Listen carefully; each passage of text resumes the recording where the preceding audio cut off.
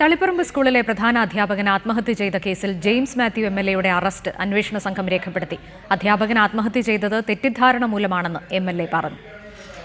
അധ്യാപകന്റെ ആത്മഹത്യാക്കുറിപ്പ് പ്രകാരം പ്രേരണാക്കുറ്റം ചുമത്തപ്പെട്ട ജെയിംസ് മാത്യു എംഎൽഎയുടെ മുൻകൂർ ജാമ്യാപേക്ഷ ഹൈക്കോടതി തള്ളിയ പശ്ചാത്തലത്തിലാണ് അന്വേഷണ ഉദ്യോഗസ്ഥർക്ക് മുന്നിൽ എംഎൽഎ കീഴടങ്ങിയത്. ഹാജരാകാൻ കൂടുതൽ സമയം ആവശ്യപ്പെട്ടിട്ടും പോലീസ് അത് അനുവദിക്കാത്തതിനെ തുടർന്ന് അന്വേഷണ ഉദ്യോഗസ്ഥനായ ശ്രീകണ്ഠാപുരം സിഐക്ക് മുന്നിൽ എംഎൽഎ കീഴടങ്ങുകയായിരുന്നു. കേസിലെ രണ്ടാം പ്രതിയാണ് ജെയിംസ് മാത്യു എംഎൽഎ. ഒന്നാം പ്രതിയും ആത്മഹത്യ ചെയ്ത പ്രധാന അധ്യാപകന്റെ സഹപ്രവർത്തകനുമായ MV ഷാജി റിമാൻഡിൽ കഴിയുകയാണ്.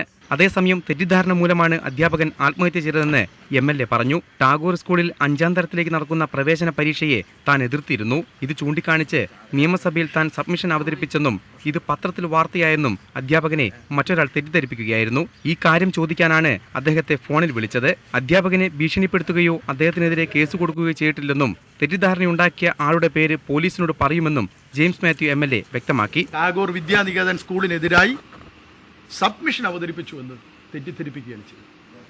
പത്രവാർത്ത വരാത്തത് വന്നെന്ന് പറയുകയാണ് ചെയ്തത്. ഞാൻ അദ്ദേഹത്തിനെതിരായി ഒരു വെള്ളക്കടലാസിൽ പോലും ഒരു അക്ഷരം എഴുതി പരാതിപ്പെട്ടിട്ടില്ല.